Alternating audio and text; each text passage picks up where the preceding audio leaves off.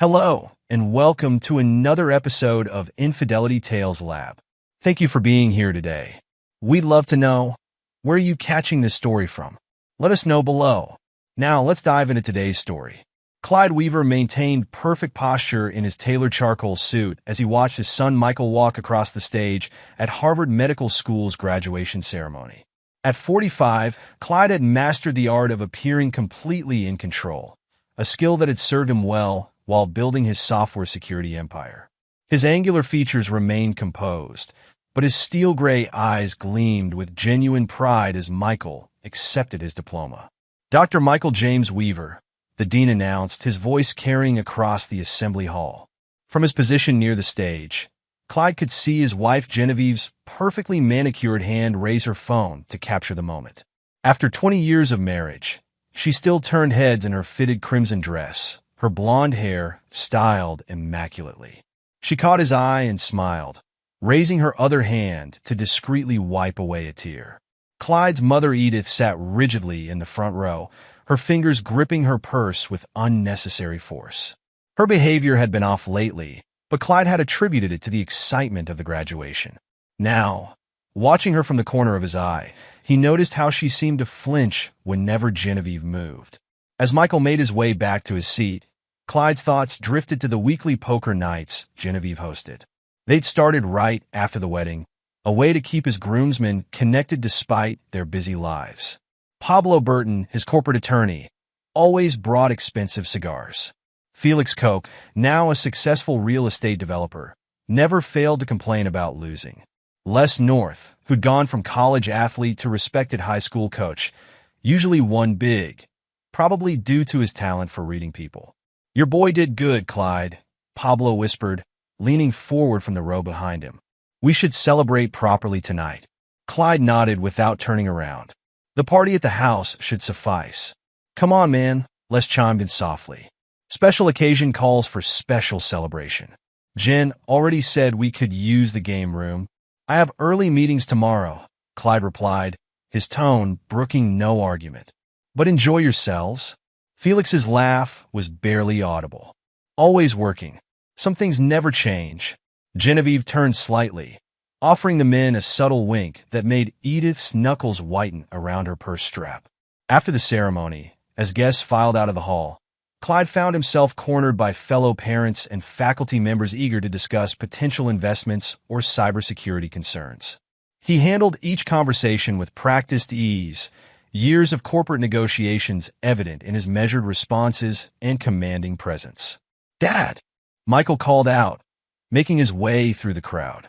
At 26, he was nearly as tall as Clyde, with the same dark hair and determined set to his jaw. Clyde excused himself from a particularly persistent conversation about blockchain technology and embraced his son. "Congratulations, Doctor," he said, his usual authoritative tone softening slightly. "Thanks, Dad. I couldn't have done it without you and Mom." Genevieve appeared at their side, slipping her arm through Clyde's. "We never doubted you for a moment, darling," she said, reaching up to straighten Michael's graduation cap. "Your father's determination and my charm. You were destined for greatness." "Speaking of greatness," Pablo interrupted, approaching with Felix and Les in tow. "We got you something special, kid." He handed Michael an expensive-looking envelope. Michael opened it and whistled. "Season tickets to the Celtics? This is incredible. Thanks, Uncle Pablo, and Uncle Felix, and Uncle Les." "You earned it," Felix said, clapping Michael on the shoulder. "We've watched you grow up into a fine young man." Les nodded. "Remember all those basketball sessions in your backyard? Now look at you about to start your residency at Mass General." Edith appeared suddenly, almost pushing between Les and Michael. "We should head to the house," she announced, her voice unusually sharp. "The caterers will be waiting." Clyde noticed how she positioned herself between the men and her grandson, like a barrier. Her behavior was becoming more difficult to ignore, but this wasn't the time or place to address it. "Mother's right," he said smoothly. "The party's set to start in an hour." As they made their way to their respective vehicles, Clyde observed the various interactions around him. Pablo helped Genevieve into their Mercedes SUV, with perhaps too familiar a touch. Felix's phone buzzed constantly, but he ignored it while walking with the group. Les spent too long hugging several female graduates goodbye. The drive home was quiet, with Michael riding with his friends and Edith insisting on taking her own car despite Genevieve's offer to drive her. Clyde used the silence to mentally review his upcoming week. Board meetings, security contracts, and international calls filled his schedule. "You're awfully quiet," Genevieve said, her hand moving to rest on his thigh as he drove. "Still processing that our little boy is all grown up." "Just thinking about work," he replied, not missing how she withdrew her hand too quickly. "Always work," she sighed. "Will you at least try to enjoy the party?" The boys have put together a wonderful surprise for Michael. Clyde's jaw tightened imperceptibly at her casual reference to his friends as the boys. "I'm sure they have," he said evenly. "They've always been very involved in our lives." Genevieve turned to look out the window, but not before Clyde caught the fleeting expression of unease cross her face. "They're family," she said softly. "They have been since the wedding." "Yes," Clyde agreed, his tone neutral but his grip on the steering wheel betraying tension. "Since the wedding." They pulled up to their estate, where catering vans were already parked in the circular driveway. Clyde had purchased the property 10 years ago, a symbol of his company's success and his family's status. Now, watching Genevieve hurry inside to oversee the final preparations, he wondered what else had happened in this house while he was building his empire. Pablo's Porsche roared up the driveway, followed by Felix's Range Rover and Les's more modest sedan.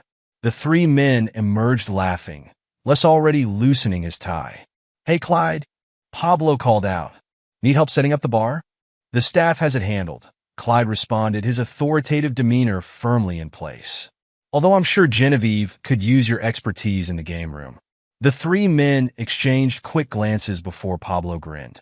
"Always happy to help the lady of the house." As they disappeared inside, Edith's car pulled up. She remained sitting behind the wheel, staring straight ahead until Clyde approached and opened her door. "Mother? Are you all right?" Edith's hands trembled as she unbuckled her seatbelt. "I need to tell you something," she whispered. "About Genevieve and Grandma's." Michael's voice rang out as he jogged up the driveway. "I've been looking for you.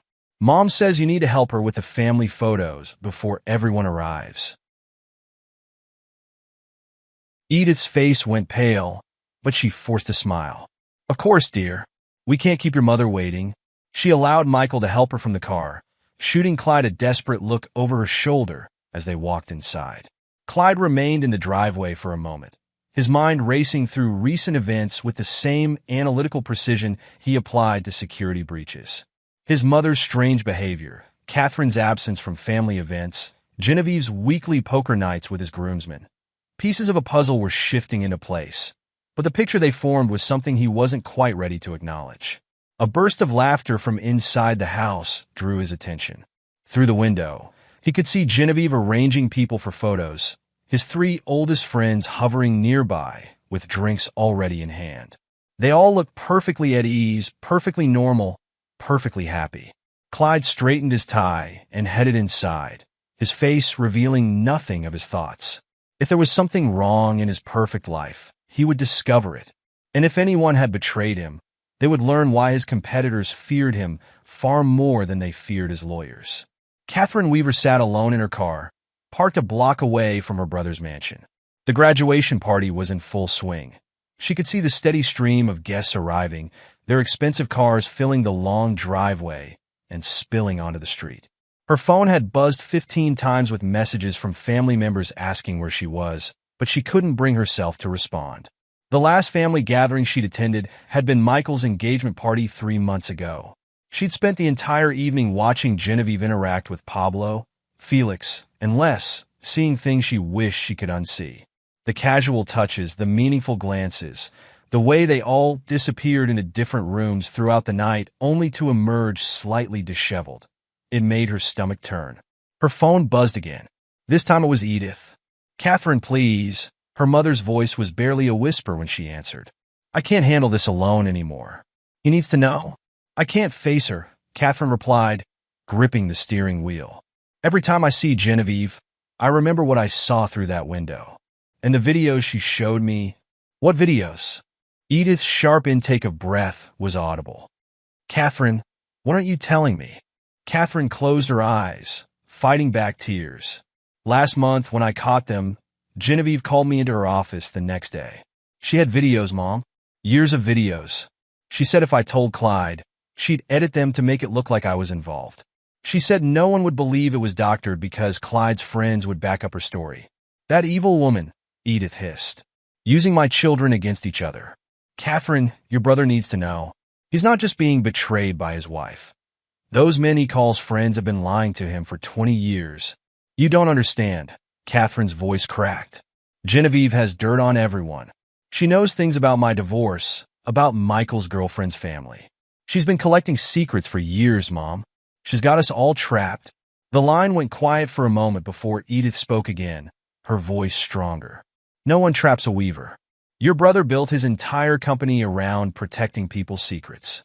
If anyone can handle this, it's Clyde. But it'll destroy him, Catherine whispered. 20 years of marriage, his closest friend since college. It's already destroying our family, Edith countered. You're hiding in your car instead of celebrating your nephew's graduation. I can barely look at those people without shaking. And Clyde, he deserves to know the truth about the woman he married and the friends he trusted. Catherine watched another group of guests enter the mansion. Through the windows, she could see Genevieve holding court in the main hall, laughing and touching Pablo's arm while Clyde spoke with some hospital administrators across the room. She's so obvious about it, Catherine said bitterly. She doesn't even try to hide it anymore.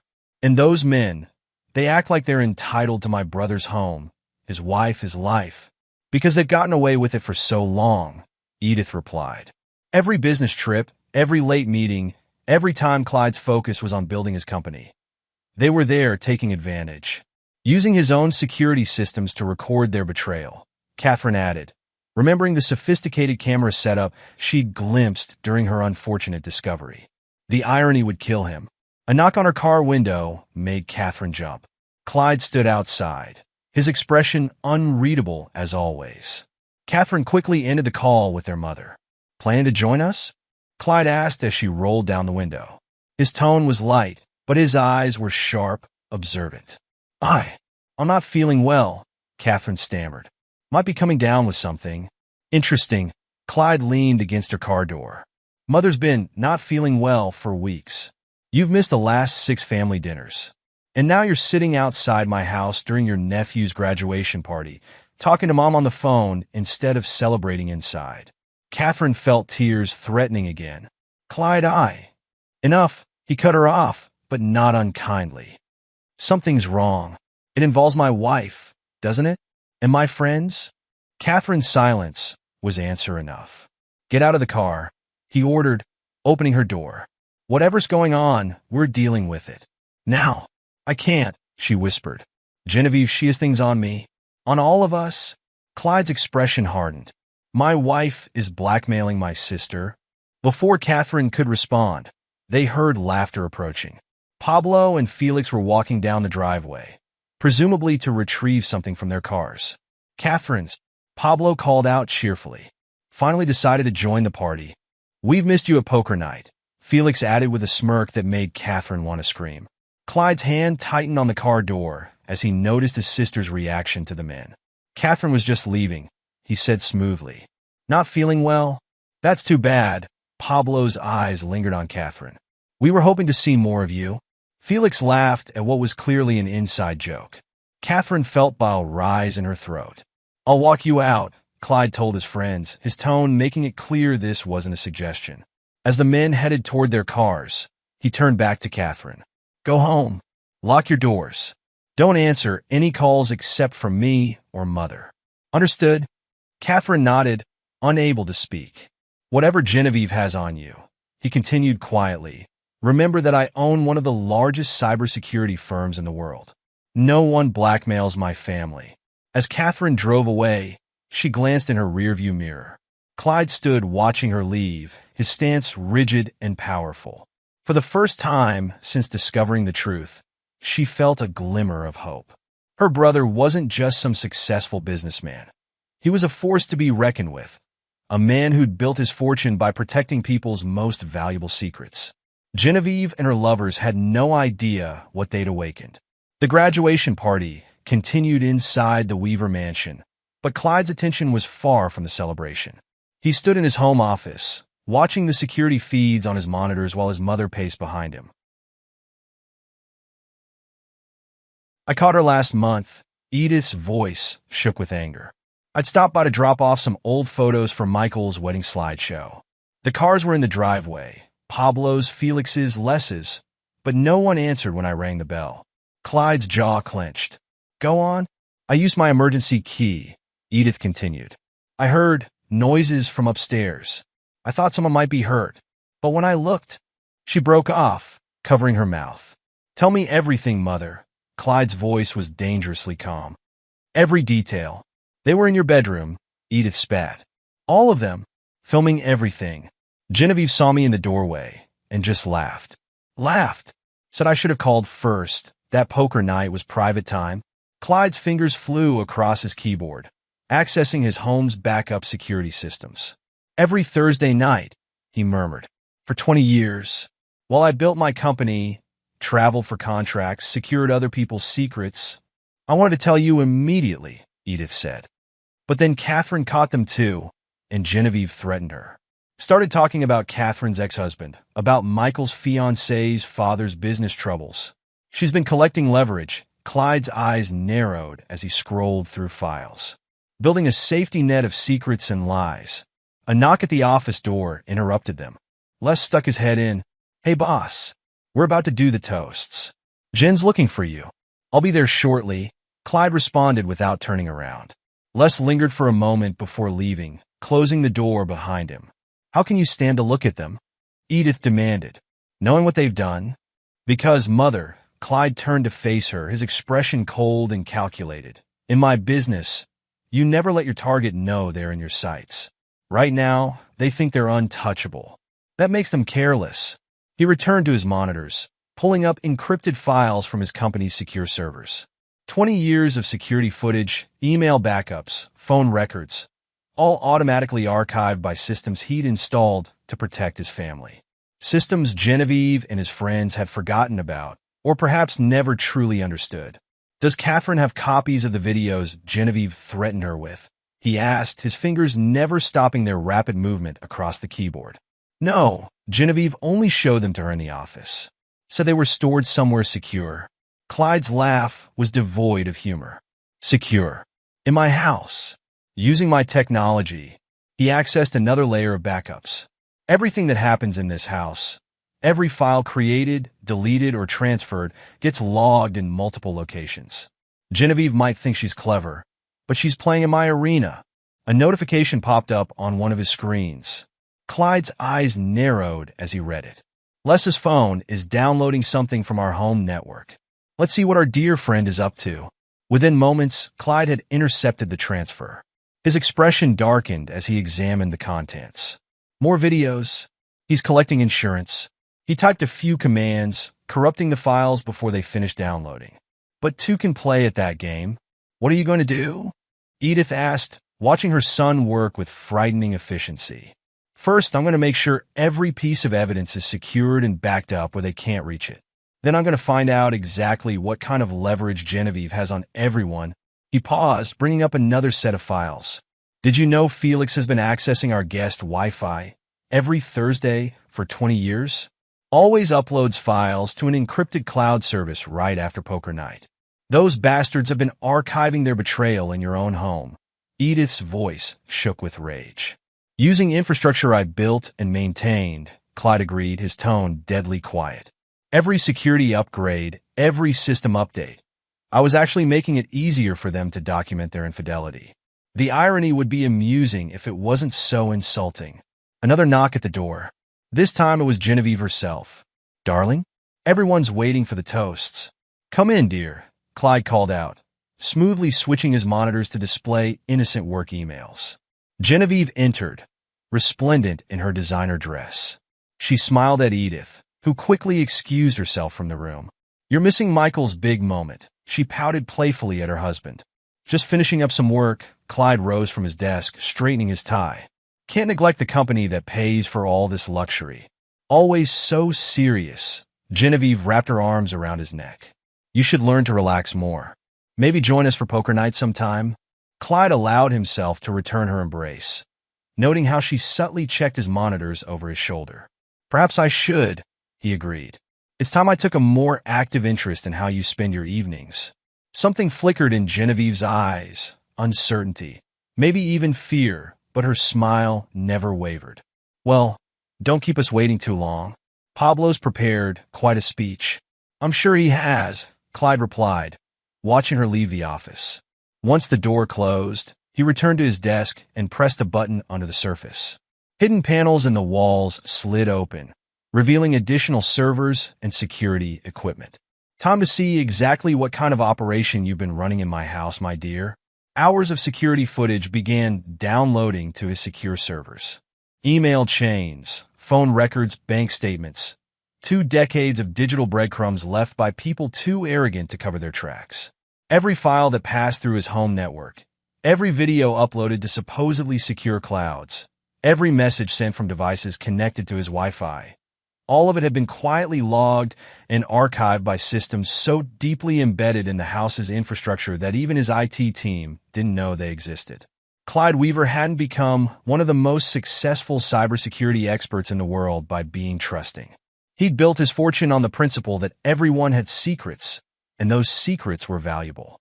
Now he would use those same skills to uncover exactly how deep this betrayal went. The sounds of the party drifted up from below. Laughter, clinking glasses, his son's voice thanking guests for coming. Clyde allowed himself a moment of regret for the innocence that was about to be shattered. Then he straightened his shoulders and headed downstairs to play his part in the charade one last time. Let them think they were still in control.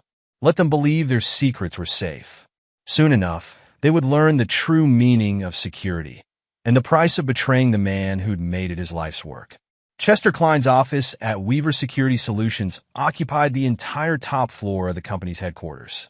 The space buzzed with the hum of servers and multiple display screens tracking global security threats in real time. At 3 a.m, Chester sat before his main workstation, his fingers flying across 3 different keyboards as data streamed across his monitors. The quiet whoosh of the elevator announced Clyde's arrival.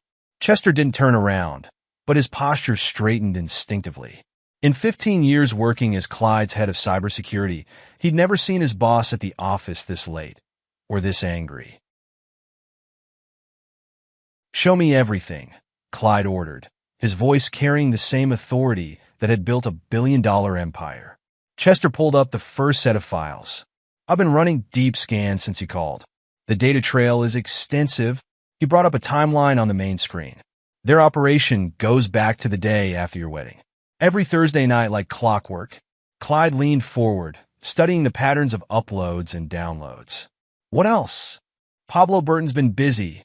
Chester switched screens. His law firm's financial records show systematic embezzlement over the past decade. Small amounts at first, but growing larger. Last month alone, he transferred $500,000 to offshore accounts. Gambling, high-stakes poker rooms in Vegas, Atlantic City, even Monaco. Chester pulled up surveillance photos. He loses big, then steals more to cover his losses. Classic addiction spiral. Clyde's expression hardened. "Felix Koch." Chester hesitated. "That's complicated." He accessed another database. On paper, Felix is the perfect family man. Beautiful wife, 3 kids, house in the suburbs. But he brought up property records from Arizona. He's got another life. Second wife, 2 more kids. Neither family knows about the other. How long? 15 years. He married Sarah number 2 just months after your wedding. Uses business trips as cover to split time between families. Chester displayed more documents. He's been embezzling from his real estate developments to maintain both households. The paper trail is messy, but it's there if you know where to look. Clyde absorbed the information with dangerous calm. Unless Chester's face darkened. That's the worst part. He accessed encrypted files from the school district server. As a coach, he has access to student records, college recommendations, scholarship applications. He's been using that position to prey on vulnerable students. Mostly girls from troubled homes, some with immigration issues. He promises to help their careers, then show me proof. Clyde's voice was deadly quiet. Chester brought up a series of emails, text messages, and surveillance footage. He's careful, but not careful enough. There are at least 12 victims we can confirm over the past 5 years. Probably more before that. Clyde studied the evidence, his jaw clenched. And my wife knows about all of this? She's the architect, Chester confirmed, pulling up more files. Every Thursday night gathering is meticulously documented. She keeps copies of everything, the videos, the financial records, the evidence of their crimes. It's her insurance policy. Insurance? If any of them try to expose the affairs, she can destroy them completely. Pablo would lose his law license and face prison. Felix's double life would implode. Les would. Chester trailed off. They're trapped in her web, and they know it. Clyde straightened, his decision made. I want everything. Every file, every video, every piece of evidence going back 20 years. Leave no server unturned. Sir, Chester shifted uncomfortably. Some of these systems are protected. Accessing them might not be entirely legal. I don't care about legal. Clyde's voice cut like steel. I care about justice. Those men betrayed my trust, violated my home, and corrupted everything they touched. My wife orchestrated it all. Now they'll learn what happens when you cross someone who specializes in uncovering secrets. Chester nodded, turning back to his keyboards. What about the authorities? Some of this evidence, especially Les's activities. All in good time, Clyde replied. First, we build an airtight case. I want them to feel completely secure, convinced their secrets are safe. Then we'll take everything from them, their families, their careers, their freedom. They used my own security systems to document their betrayal. Now, those same systems will ensure their destruction. For hours, they worked in focused silence. Chester accessed hidden databases, cracked encrypted files, and reconstructed deleted data. Each new discovery painted an increasingly disturbing picture of 20 years of betrayal. Sir, Chester said finally, there's something else you should see. He brought up a series of financial transactions. Genevieve's been moving money. Small amounts at first, but increasing recently. She's building a nest egg, preparing for something. She's planning to leave, Clyde realized. Once Michael's wedding is over, once she's squeezed every last drop of respectability from our marriage. The timing fits, Chester agreed. The transfers accelerated after Michael's engagement. She's liquidating assets, setting up offshore accounts. Classic exit strategy. Clyde smiled, but there was no warmth in it. She really thinks she's going to walk away from this. They all do. He straightened his tie. Every inch the ruthless CEO. Keep digging. I want everything documented, backed up, and unassailable. When we move, there can be no escape routes. As he turned to leave, Chester called after him. Sir, what about Michael? This will destroy his image of his mother. Sometimes, Clyde replied without turning around. The only way to protect someone is to show them the brutal truth. My son deserves to know what kind of woman raised him, what kind of men he called uncles. The pain will be intense, but necessary. The elevator doors closed behind him, leaving Chester to his work. On the screens, 20 years of betrayal continued to unfold in pixels and data streams. Chester cracked his knuckles and dove back in. He'd seen Clyde Weaver destroy corporate rivals without mercy. Now he would help his boss dismantle the elaborate deception that had been playing out in his own home. Detective Morgan Dudley's office at the police department was spartanly furnished, but the walls were covered in commendations. 25 years on the force had taught him to trust his instincts, and right now those instincts were screaming that Clyde Weaver was about to do something drastic. Run this by me again, Morgan said, studying the stack of evidence before him. You're telling me your wife and 3 prominent community members have been conducting activities in your home for 2 decades? Not just conducting them, Clyde replied coolly. Documenting them, cataloging them, using my own security systems to create their personal archive of depravity. Morgan held up a hand. And you obtained this evidence how? Exactly? Legally, if that's your concern. My house, my servers, my security infrastructure. Everything they recorded technically belongs to me. Technically, Morgan repeated. But some of these other files, bank records, private emails, phone logs, were obtained through my company's standard security monitoring protocols, Clyde finished smoothly. My friends all signed user agreements when they accessed my home network. Very comprehensive agreements. Morgan leaned back, studying the man across his desk. In 25 years of law enforcement, he'd never met anyone quite like Clyde Weaver. The tech mogul radiated controlled power. This goes beyond adultery, Clyde continued, pulling out specific files. Pablo Burton has embezzled millions from his law firm to cover gambling debts. Felix Koch is committing bigamy and fraud. And Les North. He paused, his expression darkening. Les is a predator, using his position as a coach to abuse vulnerable students. Morgan opened the file on Les, his face hardening as he read. These accusations are serious. They're not accusations, Clyde corrected. They're facts. Documented, verified, and irrefutable. My wife has been using this information to keep them all in line. A perfect blackmail operation running right under my nose. And you want them all arrested? I want them destroyed. Clyde's voice was calm, but carried absolute conviction. Not just arrested. Not just exposed. I want their entire worlds dismantled with surgical precision. Morgan studied him thoughtfully. Why come to me? With your resources, you could handle this privately. Make them disappear, bury them in lawsuits. Because this needs to be public, Clyde replied. Legal. Undeniable. I want their wives to see the evidence. Their children. Their colleagues. Everyone who ever trusted or respected them needs to witness their true nature. That's brutal. They violated my home. Clyde's control slipped slightly, revealing the rage beneath.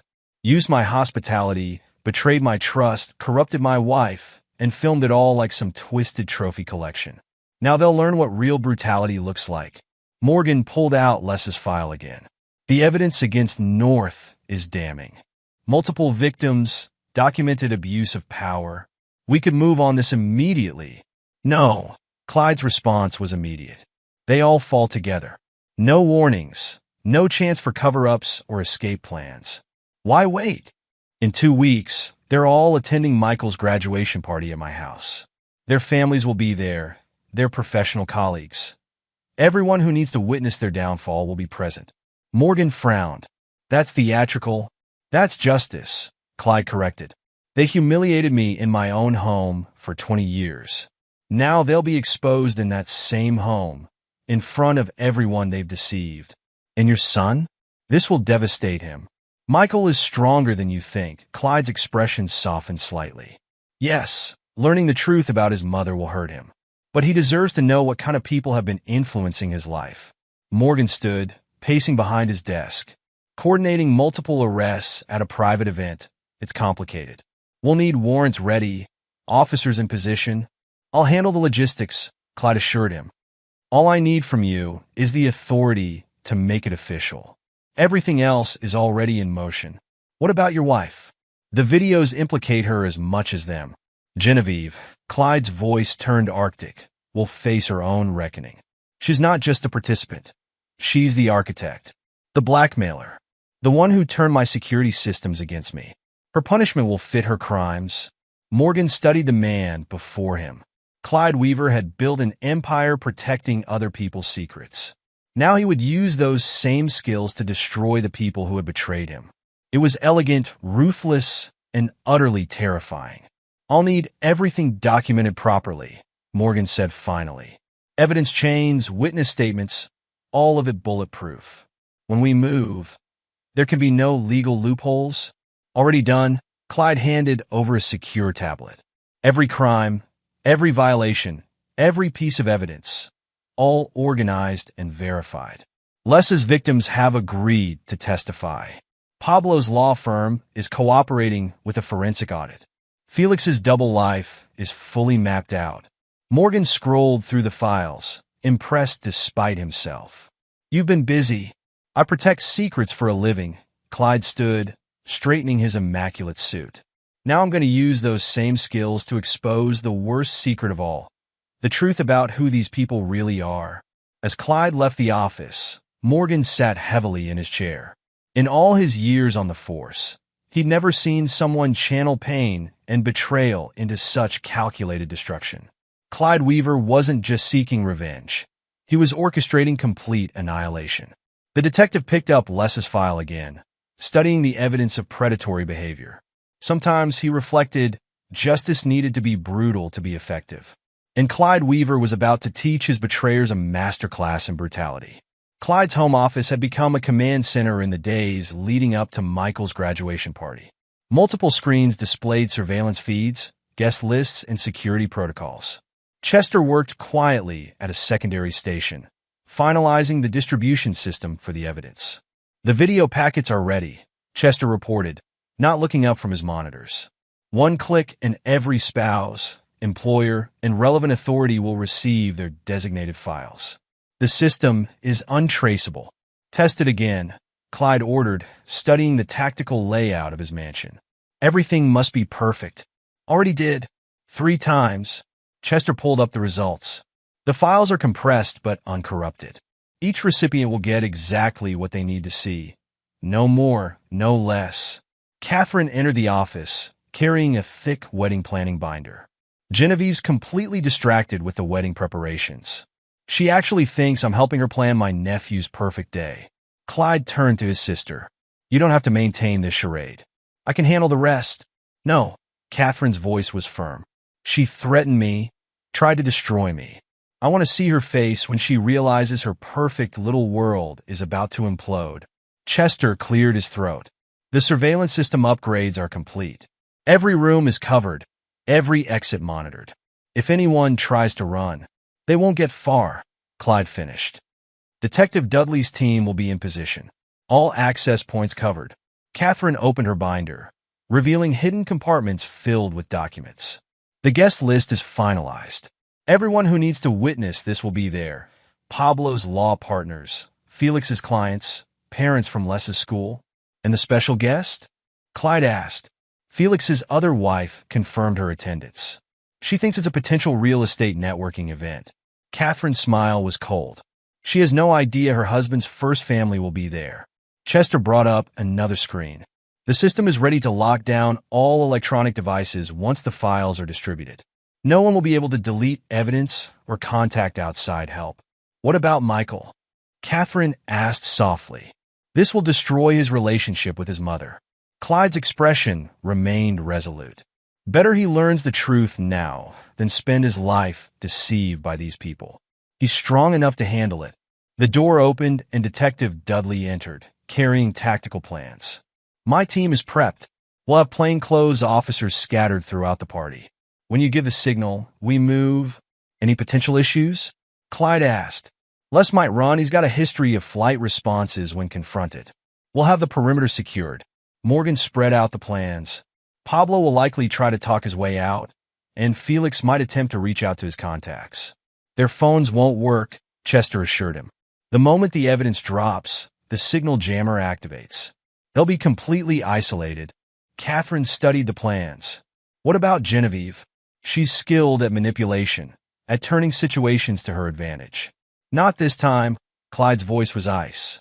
"Every lie she's told, every manipulation she's orchestrated, every betrayal she's engineered, it's all documented. There will be no talking her way out of this." Chester ran another system diagnostic. "The backup servers are secure. Even if they somehow access their private clouds, they can't delete anything. Every file is replicated and protected." "Timeline?" Morgan asked. Clyde pulled up the party schedule. "Guests arrive at 7. Dinner at 8. I'll make my move during the toast at 9. By 9:15, their world's end." Catherine's hands trembled slightly as she closed her binder. 20 years of lies and betrayal, exposed in 15 minutes. "Poetic justice," Morgan observed. "They used your house for their betrayals. Now it becomes their prison." Chester finished his final checks. "All systems are go. Distribution channels confirmed. Evidence packets ready. Security protocols in place. We can move whenever you give the order." Clyde stood at his desk, surveying the elaborate web of technology and tactics they'd assembled. Each screen represented a different aspect of the destruction he'd planned. Financial records that would destroy Pablo, family photos that would devastate Felix, victim statements that would condemn Les, and videos that would expose Genevieve as the manipulative architect of it all. "Maintain normal routines until then," he instructed. Catherine, keep Genevieve occupied with wedding details. Chester, monitor their communications. I want to know if any of them suspect anything. Morgan, have your teams ready but invisible. One hint of police presence, and they might spook. What about you? Catherine asked. I'll play my part. Clyde straightened his tie. The busy husband, the proud father, the trusting friend. Let them think they're still in control. Let them believe their secrets are still safe. As his team dispersed to their assigned tasks, Clyde remained in his office, studying the surveillance feeds. On different screens, he could see the various players in this drama going about their daily routines. Genevieve ordering flowers for the party, Pablo meeting with clients, Felix juggling his two families, Les coaching his team. They all looked so normal, so respectable. None of them had any idea that their carefully constructed facades were about to shatter. The thought brought a cold smile to Clyde's face. He had built his empire by protecting secrets, but his greatest achievement would be exposing them. The next few days passed in a blur of preparation and pretense. Clyde attended business meetings, signed contracts, and maintained his usual schedule. When Genevieve talked about the party plans, he nodded appropriately. When his former friends called to discuss the celebration, he engaged politely. Each lie they told, each casual deception they practiced, only strengthened his resolve. They had taken his trust, his friendship, his marriage, and turned them into mockeries. Now they would learn the true meaning of consequences. Chester continued to monitor their communications, reporting any suspicious activity. Catherine played her role perfectly, keeping Genevieve distracted with endless wedding discussions. Morgan's team conducted discreet surveillance, documenting the target's movements and patterns. Everything was in place. The trap was set. In less than 48 hours, the carefully orchestrated destruction of 4 lives would begin. And Clyde Weaver, the man they had so grievously underestimated, would watch it all burn. The Weaver mansion buzzed with measured sophistication as guests arrived from Michael's graduation celebration. Clyde observed the scene from his study, watching the security feeds as Chester conducted final system checks. All distribution channels are ready, Chester reported. Detective Dudley's team is in position. Every exit is covered. Guest status? Clyde asked, adjusting his perfectly pressed suit. Pablo's entire law firm is here, including the managing partners investigating his embezzlement. Felix's wife is in the main hall, and Sarah, wife number 2, just arrived with their children. She thinks it's a real estate networking event. Chester switched feeds. Les brought his whole coaching staff. Half the school board is present. Clyde studied another monitor, showing Genevieve greeting guests in the foyer. She wore an elegant black dress, moving through the crowd with practiced grace, stopping to touch Pablo's arm, whisper something to Felix, exchange knowing glances with Les. Surveillance systems? Clyde's voice remained coldly professional. Every room is covered. The moment you give the signal, everyone's phones will receive their designated files.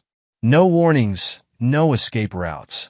Catherine entered the study, her posture rigid with tension. Genevieve's completely relaxed. She thinks I'm still terrified of her threats. Even showed me new videos from last week's poker night, bragging about how she keeps everyone in line. Location of targets? Clyde asked. Pablo's at the bar already 3 drinks in. Felix is keeping his wives on opposite sides of the room. He's quite skilled at it after 15 years of practice. Les is surrounded by admiring parents near the piano. Clyde checked his watch. Time to begin. Remember your positions. When I approach the microphone, the system activates. The main hall had been transformed into an elegant reception space. Clyde moved through the crowd with calculated precision, accepting congratulations, engaging in brief conversations, playing the role of proud father and successful businessman. Clyde. Pablo approached, glass in hand. Quite a turnout. Your boy's done well for himself. Indeed, Clyde replied smoothly. Everyone who matters is here. Your managing partner, Richard, seemed particularly interested in attending. Something flickered in Pablo's eyes. Richard? I didn't realize. Oh yes, along with the firm's financial oversight committee. Fascinating discussions we've been having about internal audits. Pablo's hand trembled slightly as he lifted his glass. Before he could respond, Felix joined them, looking distinctly uncomfortable. "Wonderful party," Felix said too brightly. "Though I should probably head out early. Have an early meeting tomorrow in—" He hesitated, clearly trying to remember which wife he'd told which story. "Arizona," Clyde suggested quietly. "Or here in Boston? Must be difficult keeping your schedule straight." Felix's face drained of color. "I don't— Les," Pablo called out desperately, waving over their friend. "Come join us." Clyde's being quite entertaining. Les approached cautiously, his practice coach's smile faltering as he noticed the tension. "Everything all right here?" "Perfectly fine," Clyde assured him. "We were just discussing schedules. Speaking of which, how many private training sessions did you schedule this week?" The school board president was asking earlier. Les's expression froze. Before any of them could speak, Genevieve appeared, placing herself strategically between the men. "Darling," she purred to Clyde, "shouldn't you be preparing your toast? Everyone's waiting." "Of course," Clyde agreed. "In fact, I have something special prepared. A multimedia presentation, you might say. Something to really capture the past 20 years. Genevieve's perfectly manicured hand tightened on her champagne glass. "The past. Every moment of it," Clyde confirmed. "Every Thursday night. Every secret meeting. Every betrayal caught on my security cameras. You didn't really think I'd let you use my own systems against me indefinitely, did you?" The color drained from Genevieve's face. Pablo grabbed the bar for support. Felix began looking frantically between his two wives across the room. Les took an instinctive step toward the nearest exit. "You can't," Genevieve hissed. "I have insurance. Files that would destroy—" "Your blackmail material?" Clyde raised an eyebrow. "Already secured. Chester's quite talented at recovering and transferring data. Though I must say, your filing system was impressively organized. Every victim, every crime, every indiscretion, all perfectly documented." Pablo made a choke sound. "Clyde, we can explain." "Oh, you'll have plenty of time to explain," Clyde assured him. "To your law partners, to the police, to your wives, to everyone who trusted you." He turned to Felix. "Both wives are here, by the way. Sarah was quite interested in meeting Anne. They've had a lot to discuss." Felix swayed slightly. "You don't understand." "I understand perfectly," Clyde cut him off. "Just as the school board understands exactly what's been happening in Les's private coaching sessions. The evidence is quite comprehensive." Les bolted for the door but stopped short as Detective Dudley stepped into view, badge displayed. "No one leaves," Clyde announced quietly. "Not until everyone sees the truth.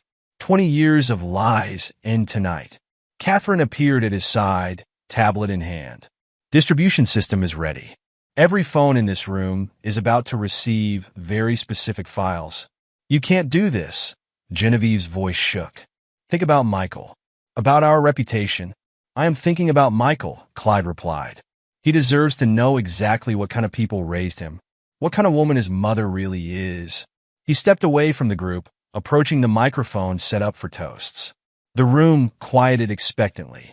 His targets remained frozen, watching in horror as their carefully constructed world prepared to implode. "Ladies and gentlemen," Clyde began, his voice carrying clearly through the speaker system. "Please check your phones. I've prepared a special presentation to mark this occasion." Chester, positioned at his laptop, pressed a single key. 100 notification chimes sounded simultaneously throughout the room. The reckoning had begun.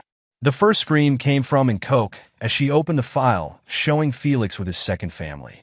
Sarah, across the room, dropped her phone as pictures of Felix's first wedding filled her screen. "How could you?" both women cried almost simultaneously, turning to face their shared husband. Felix stood paralyzed between them as years of deception unraveled. His children from both marriages stared at their phones in confusion, then growing horror as they realized they had siblings they'd never known about. Pablo's managing partner Richard stood up abruptly, phone displaying spreadsheets and bank transfers. "Mr. Burton, consider yourself suspended pending criminal investigation." The other law partners quickly surrounded Pablo, cutting off his escape route. "It's not what it looks like," Pablo stammered, but the evidence of his embezzlement scrolled endlessly across dozens of screens. The gambling receipts, the offshore accounts, the falsified records, all meticulously documented.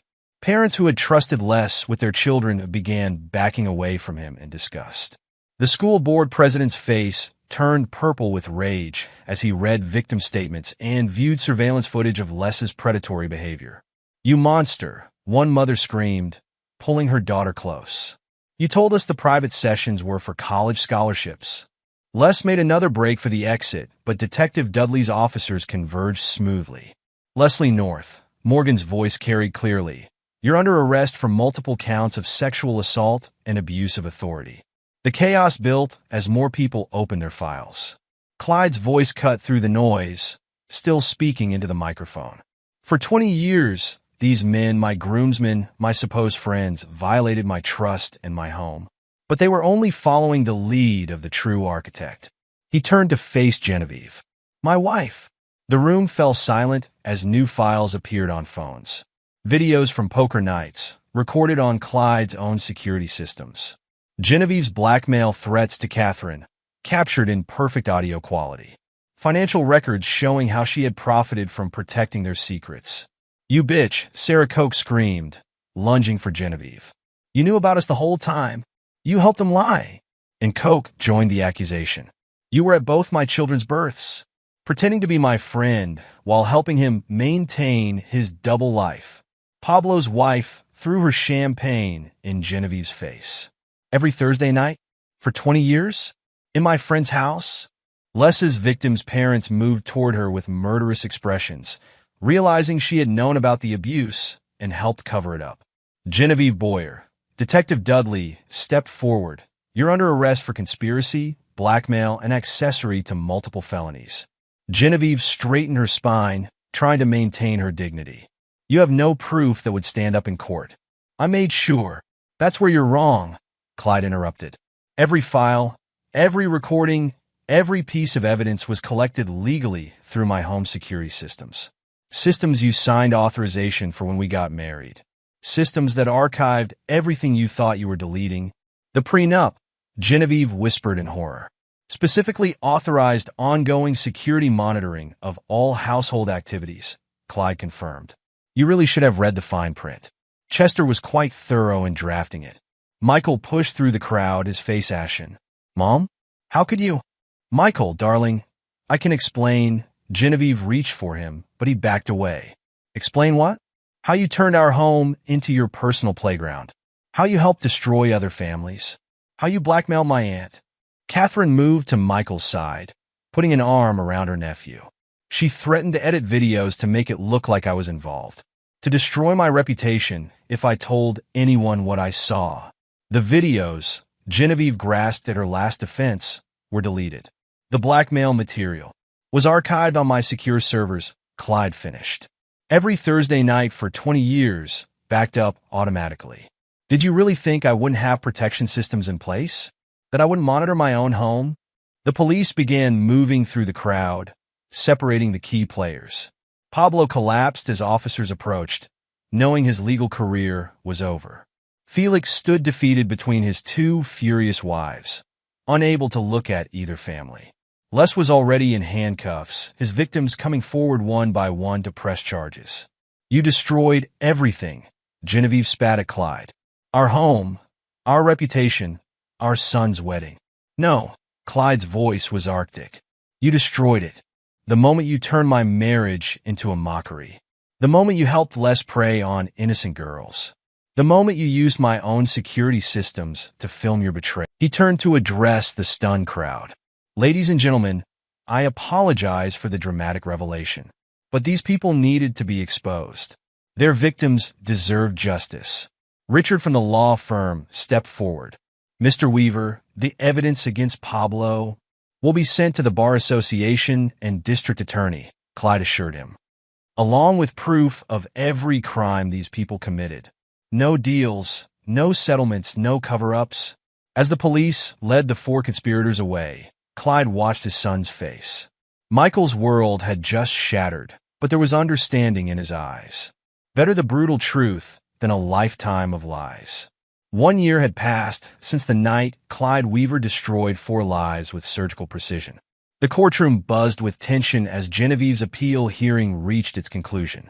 Clyde sat in the gallery, his posture rigid as the judge delivered her ruling. Appeal denied, the judge announced firmly. The original sentence stands. 20 years without possibility of early parole. Genevieve's shoulders slumped as the reality sank in. Her designer clothes had been replaced by prison orange, her perfectly manicured hands now bound in handcuffs. She turned to glare at Clyde, but he merely watched impassively as officers led her away. Outside the courthouse, reporters clamored for statements. The case had captured national attention.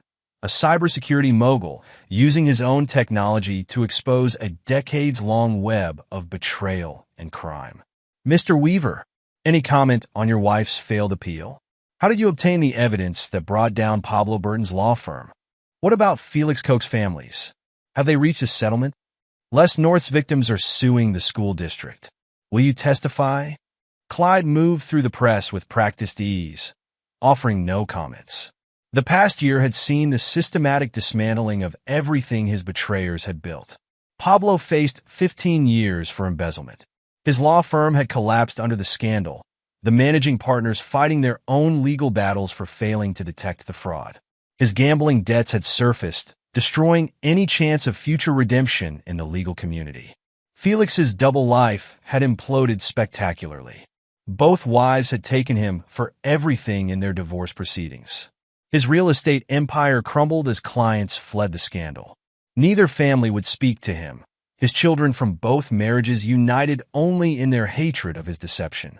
Les's case had been the most satisfying. 12 victims came forward, their testimony damning. The school board faced massive liability for ignoring warning signs. Les would spend the rest of his life in prison, registered as a predator, his reputation destroyed beyond repair.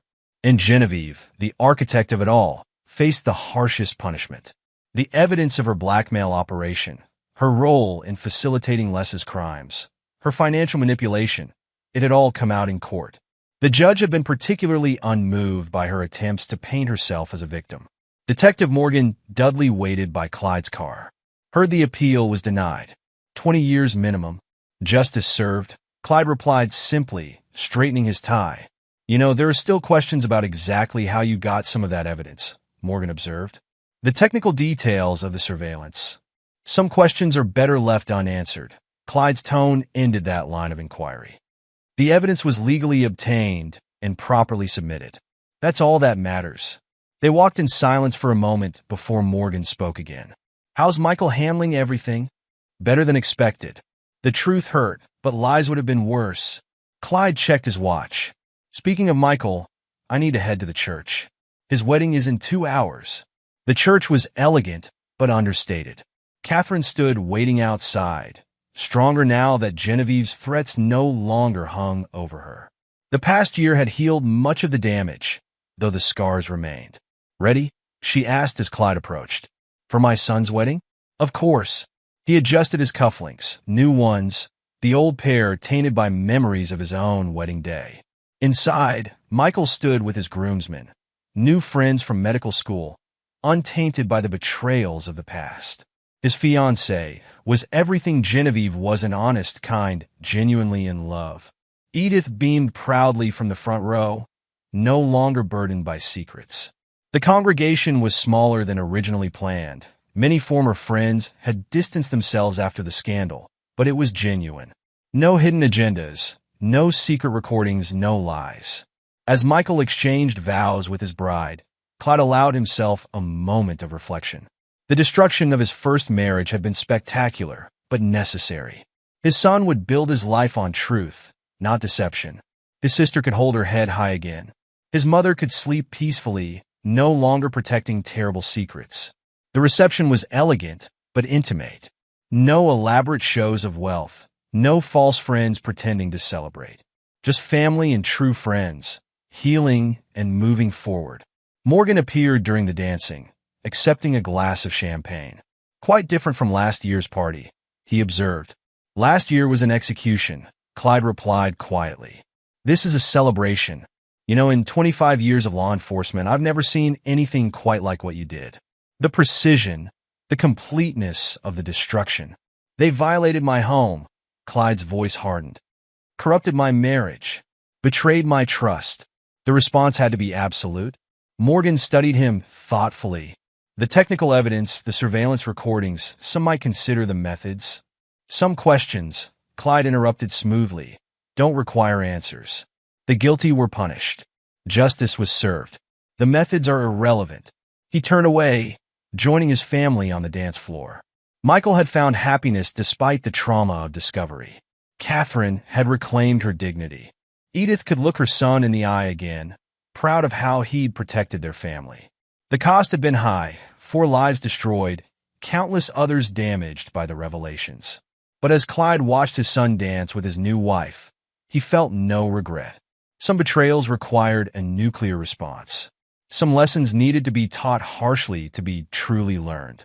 They had thought him too busy with work to notice, too trusting to suspect. They had forgotten what he did for a living, forgotten that his entire empire was built on protecting secrets. Now they would spend years remembering their mistake, paying the price for underestimating Clyde Weaver's capacity for ruthless justice. The music played, the guests danced, and somewhere in a prison cell, Genevieve Boyer began her 2-decade journey of regret. The perfect life she had corrupted was gone, replaced by something harder, but more genuine. And Clyde, the man she had betrayed, continued building his empire, stronger now for having excised the cancer of deception from his world. Some questions didn't need answers. Some victories didn't require explanation. And some men, when betrayed, would burn down heaven itself to achieve justice. Epilogue, 10 years later. The Massachusetts Correctional Institution for Women maintained strict visiting hours. Genevieve Boyer, inmate number 247891, sat in the sterile visiting room, her once perfect appearance now marked by prison-issued clothing and graying hair. 10 years into her 20-year sentence had stripped away every vestige of her former glamorous life. Visitor for Boyer, the guard announced. Catherine Weaver entered, her confident stride a stark contrast to their last encounter a decade ago. She chose to stand rather than sit across from her former sister-in-law. Surprised to see me?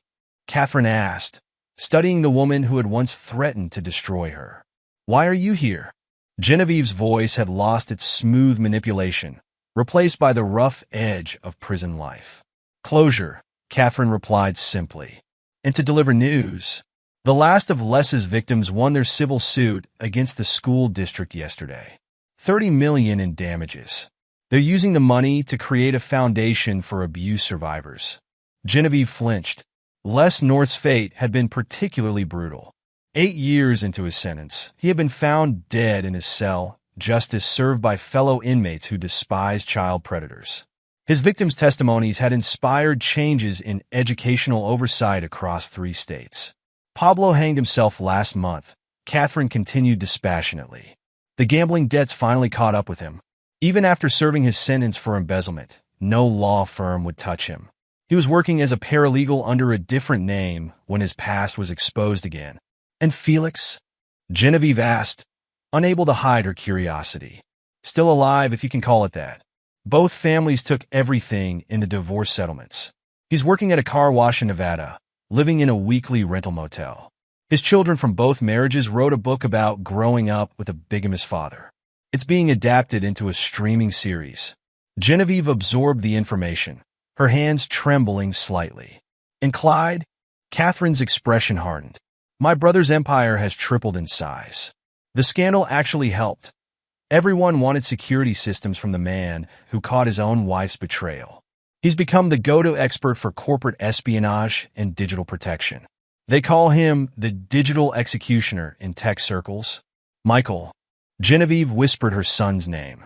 Chief of neurosurgery at Mass General. 3 beautiful children you'll never meet. His wife just finished her 2nd book on helping children cope with parental betrayal. She's using your case as the primary example. Genevieve's facade cracked slightly. He'll never forgive me? He's moved past forgiveness or hatred, Catherine replied coldly. You simply don't exist in his world anymore. When his children ask about their grandmother, he tells them she died before they were born. In every way that matters, he's right. The former socialite slumped in her chair. A decade in prison had stripped away not just her freedom, but her entire identity. The weekly poker nights, the elaborate manipulations, the careful blackmail. It all seemed like another lifetime. "Why tell me all this?" she asked finally. "Because Clyde wanted you to know the full scope of what your betrayal cost. Not just your freedom, but the complete destruction of everyone involved in your little game." Catherine placed a thick envelope on the table. "These are the last videos from your poker nights. The only copies left. Clyde kept them as insurance, but they're not needed anymore. You can have them destroyed or keep them as a reminder. He doesn't care either way. He's really done with me. After 25 years of marriage, he was done the moment Mother caught you. Everything after that was just execution of justice." Catherine turned to leave, then paused. "Oh, and those offshore accounts you thought were hidden? The ones you were building for your escape? Clyde found them years ago. The money's been funding counseling for Les's victims." Genevieve watched her former sister-in-law leave, clutching the envelope containing evidence of her downfall. In her darkest prison nights, she still dreamed of her perfect life. The mansion, the social status, the power she had wielded over her lovers. Now, a decade later, she understood the true cost of underestimating Clyde Weaver. Across the city, Clyde sat in his expanded office suite, reviewing security protocols for a major tech firm. At 55, his reputation for digital protection had made him a legend in cybersecurity circles. Companies sought him out not just for his technical expertise, but for his personal experience in exposing betrayal. Chester Klein, now Chief Technology Officer, entered with the latest quarterly reports. The new AI detection systems are exceeding expectations. 17 corporate espionage attempts blocked this month alone. And the special project? Clyde asked. Felix's new identity has been flagged trying to access old accounts again. His third attempt this year to rebuild his life under a new name. Send the usual warning to his employers, Clyde ordered. Let them discover his history themselves. No direct intervention needed. Chester nodded, remembering how methodically they had destroyed the betrayers' lives. Detective Dudley called. They're using our case as a training example at the FBI's Cybercrime Division. He wants to know if you'll speak at their conference. Decline politely, Clyde replied. Some methods are better left unexplained. The intercom buzzed. Sir, your son is here. Michael entered, his surgical scrubs replaced by casual clothes. At 36, he had built his own reputation separate from the scandal that had destroyed his mother. Dad, we're all waiting at the house. Sandra's got dinner ready. The kids are dying to show you their science projects. Clyde smiled, a genuine expression reserved for family. After Genevieve's betrayal, watching Michael find happiness with Sandra had been his greatest victory. His daughter-in-law had helped heal wounds Clyde hadn't even recognized. The grandchildren are getting Chester's old security patents for Christmas, he said, gathering his things. Never too early to learn protection protocols. Michael laughed. They're 7, 5, and 3, Dad. Maybe start with regular computers first. They headed out together, passing walls lined with awards and recognitions. The plaque that had once displayed Clyde and Genevieve's wedding photo now held a family portrait. Clyde, Michael, Sandra, the grandchildren, Catherine, and Edith. No traces remained of the woman who had betrayed them all. At home, Catherine had already arrived with Edith. The weekly family dinners had become sacred, a reclaiming of Thursday nights. Sandra's warm welcome and the children's excited chatter had erased the poisonous memories of poker nights and secret recordings. Later, as the family gathered in the living room, Edith watched her son with pride. The scandal that had threatened to destroy them had instead forged stronger bonds. Catherine had found her voice, Michael had found true love, and Clyde had reminded the world why he was both respected and feared. Detective Morgan Dudley's words from years ago still rang true. Some questions were better left unanswered. The methods Clyde had used to expose the betrayal remained technically legal, but morally ambiguous. His revenge had been complete, brutal, and absolutely justified. In her prison cell, Genevieve stared at the envelope containing the last evidence of her sins. 10 years of incarceration stretched ahead, followed by a lifetime of consequences. She had played with fire, thinking herself cleverer than the man who built an empire on protecting secrets.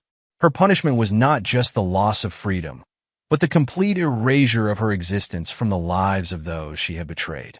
The Weaver family continued forward, stronger for having survived betrayal, wiser for having faced darkness. And Clyde, the man they had underestimated, the husband they had deceived, the father they had disrespected, stood as a testament to an ancient truth. Some men, when betrayed, would not rest until justice was served in full measure. The digital age had given betrayal new tools, new methods of deception, but it had also given power to those who knew how to wield technology like a surgeon's scalpel, cutting out disease with precision and finality. Clyde Weaver had become more than a successful businessman. He had become a warning to anyone who thought they could hide their sins behind electronic walls. In the end, the price of betrayal was not just punishment, but complete annihilation. The poker nights had ended. The perfect life had been exposed as a lie. And in its place, a stronger truth had emerged, built on the ashes of destruction and the foundation of unwavering justice. Some lessons, after all, needed to be taught harshly to be truly learned. And there you have it. Another story comes to an end. What did you think? I'd love to hear your thoughts in the comments below. If you enjoy this story, consider joining our community by subscribing. It means the world to us. For more stories like this one, check out the recommended videos on screen. And I'll see you there.